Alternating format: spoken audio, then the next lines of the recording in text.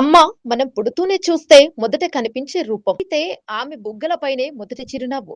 దుఃఖించితే తొలితెరలో వచ్చే మమకారం. ఆ అమ్మే ఒకరోజు తనే పుట్టించిన పిల్ల చేతిలో చావడమంటే అది నేరం కాదు. మనసు చీల్చే ద్రోహం. ఈరోజు మనం చెప్పబోయే కథ ప్రేమ పేరుతో కన్న తల్లిని బలి చేసిన ఓ బాలిక కథ.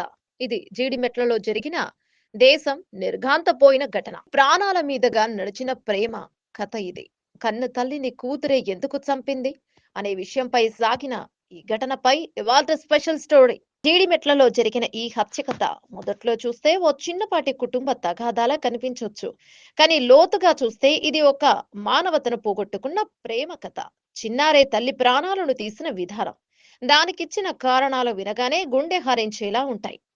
అంజలి అనే మహిళ ఓ సాధారణ మధ్యవర్గ కుటుంబం నుంచి వచ్చారు. ఇంటిని చూసుకోవడం, కూతురికి చదువు చెప్పడం ఇవే ఆమె జీవిత లక్ష్యాలు. కానీ ఆమెకు తెలియకుండానే తనే పెంచిన కూతురి చేతుల్లోనే ప్రాణాలు కోల్పోవాల్సి వచ్చింది.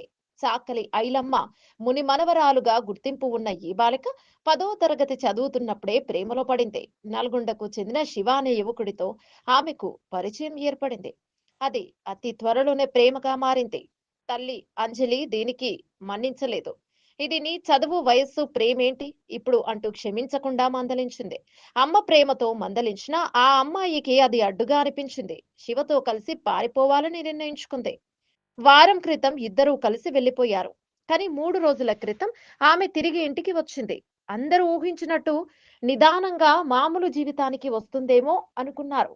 కానీ ఆమె మనసులో అప్పటికే నరమేధం స్కెచ్ తయారైపోయింది. సాయంత్రం శివ మళ్ళీ నల్గొండ నుంచి జీడిమెట్లకు వచ్చాడు. అంజలి ఇంట్లో పూజ చేస్తోంది. ఆ సమయంలో శివ వెనక నుంచి వెళ్లి బెడ్షీట్ తో ఆమె ముఖాన్ని కప్పాడు. అంజలి ఊపిరాడక నెమ్మదిగా పడిపోతుంటే ఆమె కూతురు చేతిలో పట్టుకున్న సుతితో తల్లి తలపై బలంగా కొట్టింది. ఇంకా తల్లి బతికే ఉందని అనుకున్న శివ తమ్ముడు యశ్వంత్ కత్తితో ఆమె మెడ కోసేశాడు. ఒక్క నిమిషంలో తల్లి ప్రాణాలు పోయాయి. కన్న కూతురు చేతులతో తల్లి మీద సుత్తి వేసింది. ప్రేమికుడు ముఖం కప్పాడు. అతని తమ్ముడు ఆమె గొంతు కోశాడు. పోలీసులకు అనుమానాస్పదంగా అనిపించి కేసును విచారించడంతో అసలు నిజాలు ఒక్కొక్కటిగా బయటపడ్డాయి. శివ, యశ్వంత్, బాలిక ముగ్గురు ఈ హత్యలో భాగస్వాములయ్యారని స్పష్టమైంది. విచారణలో కూతురు చేసిన వాంగ్మూలం ఆధారంగా తల్లి హత్య పక్కా ప్రణాళికగా జరిగినట్టు తెలుస్తోంది. ప్రేమ పేరుతో ఓ 10వ తరగతి బాలిక తన భవిష్యత్తుతో పాటు తల్లిని కూడా నాశనం చేసుకుంది. ఇది సాధారణంగా జరిగే ప్రేమ కథ కాదు. ఇది ప్రేమ అంధత్వానికి జీవితాన్ని బలి చేసిన సంఘటన.